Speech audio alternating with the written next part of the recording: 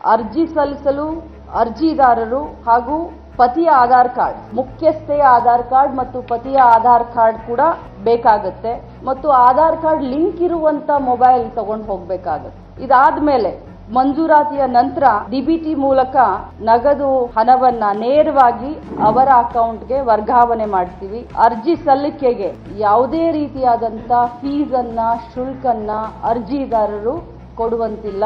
ಅದನ್ನ ಸರ್ಕಾರವೇ ಭರಿಸುತ್ತದೆ ಮತ್ತು ಉಚಿತವಾಗಿ ಅರ್ಜಿಯನ್ನು ಅವರು ಸಲ್ಲಿಸಬಹುದು. ನೇರವಾಗಿ ಅವರು ಸೇವಾ ಕೇಂದ್ರಕ್ಕೆ ಹೋಗಿ ತಮ್ಮ ಅರ್ಜಿಯನ್ನ ತಾವೇ ಕೊಡಬಹುದಾಗಿದೆ. ಇದ್ರ ಜೊತೆಯಲ್ಲಿ ನಾವು ಟೈಮ್ ಬಾಂಡ್ ಇಟ್ಟಿಲ್ಲ. ಅರ್ಜಿಯನ್ನ ಸಲ್ಲಿಸಲಿಕ್ಕೆ ಯಾವುದೇ ಕೊನೆಯ ದಿನಾಂಕವನ್ನ ನಾವು ಇಟ್ಟಿಲ್ಲ.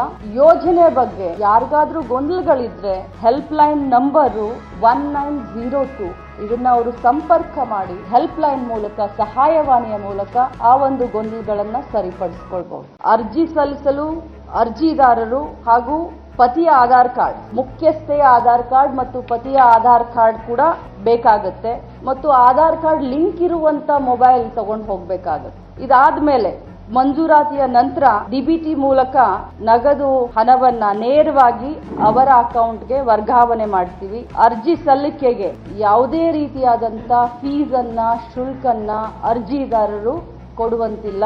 ಅದನ್ನ ಸರ್ಕಾರವೇ ಭರಿಸುತ್ತದೆ ಮತ್ತು ಉಚಿತವಾಗಿ ಅರ್ಜಿಯನ್ನು ಅವರು ಸಲ್ಲಿಸಬಹುದು.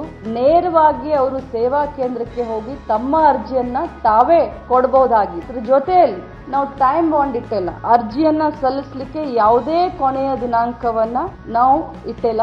ಯೋಜನೆ ಬಗ್ಗೆ ಯಾರಿಗಾದ್ರೂ ಗೊಂದಲಗಳಿದ್ರೆ ಹೆಲ್ಪ್ ಲೈನ್ ನಂಬರು 1902 ಇದನ್ನ ಅವರು ಸಂಪರ್ಕ ಮಾಡಿ ಹೆಲ್ಪ್ ಲೈನ್ ಮೂಲಕ, ಸಹಾಯವಾಣಿಯ ಮೂಲಕ ಆ ಒಂದು ಗೊಂದಲಗಳನ್ನ ಸರಿಪಡಿಸಿಕೊಳ್ಬಹುದು.